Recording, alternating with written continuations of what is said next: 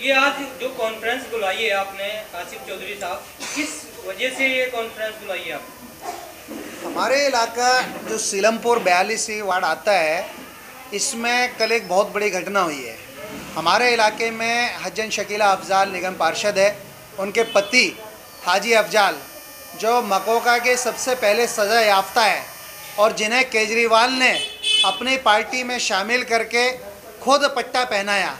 वो इंसान कल हमारे एक कांग्रेसी नेता के साथ में मारपीट करता है और वो ये कहता है कि मेरे इलाके में कोई भी इलाके के अंदर गलत काम के बात नहीं करेगा। यहाँ जब तक मैं निगम पार्षद रहा हूँ, मैं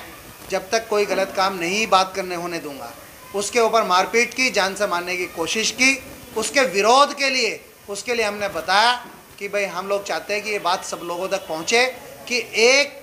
आपराधिक पृष्ठभूमि से आने वाला, इतिहास रखने वाला, आपराधिक पृष्ठभूमि रखने वाला आदमी,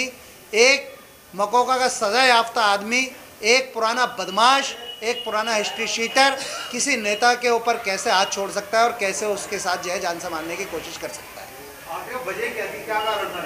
वजह थी, हमने 26 जनवरी को एक प्रोग्राम किया था, हम सब लोग उसमें मौजूद थे। हमने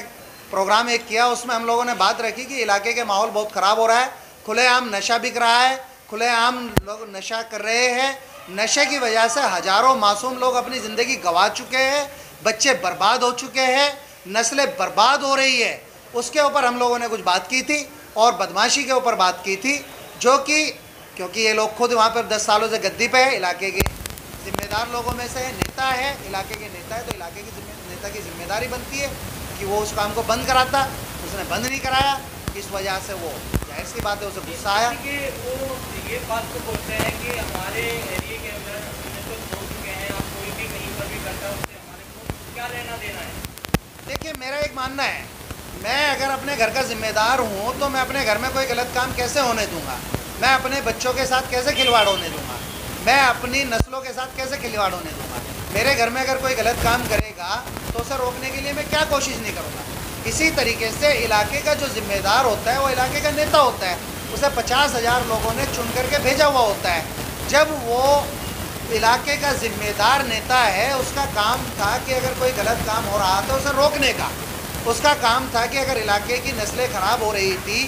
पीढ़ियाँ बर्बाद हो रही थी, बच्चे नशा कर रहे थे, नशा खुलेआम बिक रहा था, तो वो उसे रोकने की कोशिश करता। वो अपने हाथों से नहीं रोकना था, उसे प्रशासन से मदद मांगनी थी, उसे पुलिस से मदद मांगनी थी। अगर पुलिस उसकी मदद ना करती तो वो डीसीपी साहब से मदद मांग सकते थे, डीसीपी साहब उनकी मदद ना करते तो वो जॉइंट सीपी साहब से मदद मांग सकते थे, जॉइंट सीपी साहब अगर मदद ना करते तो वो कमिश्नर साहब से मदद मांग सकते थे, कमिश्नर साहब भी उसकी मदद ना करते वो मुख्यमंत्री के पास मदद मांगने जा सकते थे, वो धरना दे सकते थे, वो होम मिनिस्टर साहब के पास जा सकते थे, वो प्रधानमंत्री के पास जा सकते थे, क्योंकि वो हमारे इलाके के चुनिंदा नेता थे और वो 50,000 लोगों के चुने हुए नेता थे। वो 50,000 लोगों के साथ अगर कोई गलत काम हो रहा है, नस्लें ख़राब हो रही है, इलाके में पीढ़ियाँ बर्बाद हो चुकी है, बच्चे नशा कर रहे हैं, अगर वो उसके लिए नहीं बोल रहे हैं तो वो गुनाह मैं मानता हूँ कि वो सिर्फ उसका गुनहगार इलाके का जिम्मेदार था, क्योंकि उसने कभी कोशिश ही नहीं की कि ये बंद हो,